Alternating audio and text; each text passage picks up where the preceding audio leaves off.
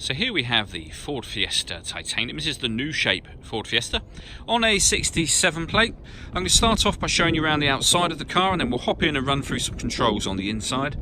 But from the outside you can see that it's a 5-door car with alloy wheels and tinted windows. Let's start off inside the boot and then work our way around the rest of the car from there. So as we approach the back of the car, you'll see we have reversing sensors, plenty of boot space as well, along with that 60/40 split folding rear seat.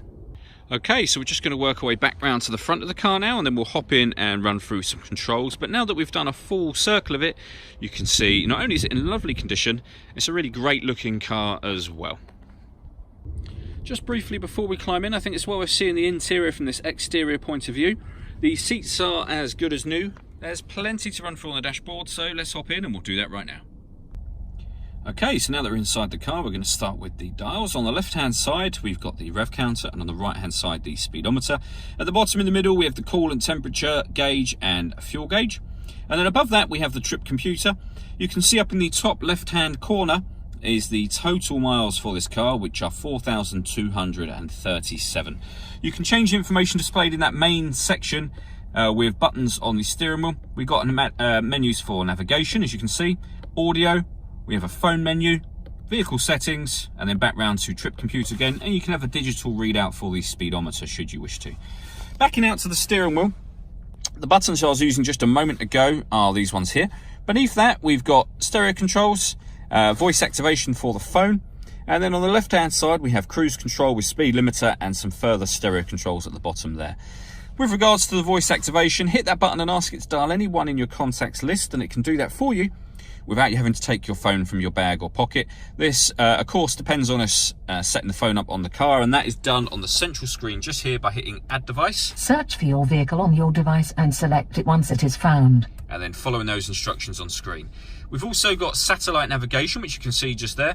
There's a full video showing how this works on our website and on our Facebook page, which is well worth checking out. Up here is where you can go into your music settings. So we've got, as you can see, AM, FM and DAB digital radio. We've also got Bluetooth audio. So once you've connected up your phone, not only will you be able to make and receive phone calls, but you'll also be able to stream your music wirelessly as well. There are also 2 separate USB inputs in this car. So if we connect up USB devices, we'll have extra boxes appear on here. Working our way down, we have the climate control. So we can adjust the temperature, the fan speed, the direction of the air, just here, and then hit that button to turn the air conditioning on. Or you can hit auto, and the car will maintain that temperature by taking control of the fan speed itself, which you can hear it doing in the background now. You can override that whenever you wish to. Beneath that, we have a 12-volt charging socket and one of the 2 USB inputs, a 6-speed manual gearbox. Down here, we can put the car in eco mode. We can turn off traction control. I'll come to that button last of all. This button will turn on or off the parking sensors.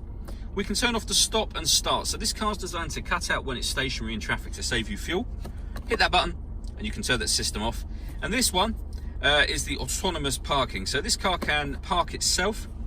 It can either parallel park, as you can see on the screen there, or perpendicular park, so in a bay, in a supermarket car park, for example.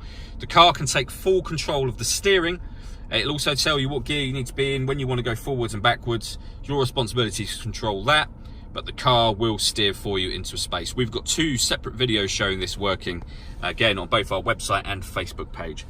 And then finally, back in the central armrest, we have the second of the 2 USB inputs.